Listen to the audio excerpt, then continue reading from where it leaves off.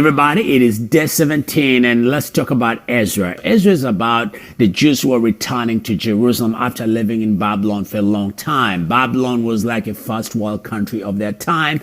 Ezra now goes to the king and says, would you let us go back to Jerusalem so we can rebuild the walls of Jerusalem and rebuild the temple of our God? And the king said, well, what about your protection along the way? And Ezra goes ahead to boast about his God, and he said, well, our God will protect us. You don't have to worry about it. I think Ezra did not want to burden the king because he wanted to go rebuild the temple of his God. So then the king gave him his blessing. So Ezra goes ahead and gets all the Jews together and say, let's go back and rebuild the temple of our God. Let's go rebuild the walls of Jerusalem. And some Jews did not want to leave. It was optional because they had lived there for a long time.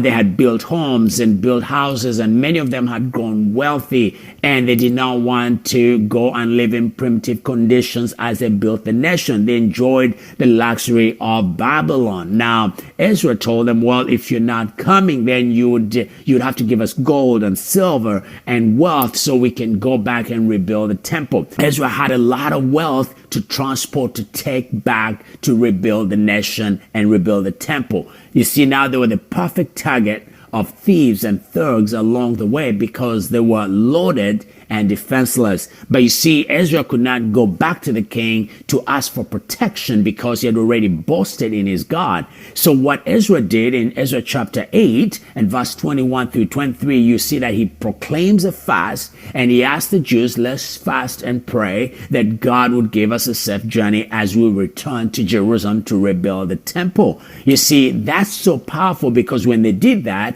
God protected them. They were able to transport all this gold and silver and all this wealth along the way because God's protection was with them. Nobody messed with them, you see. And that's what Ezra Fast is all about, because even the Bible tells us the thief comes to steal, kill, and destroy.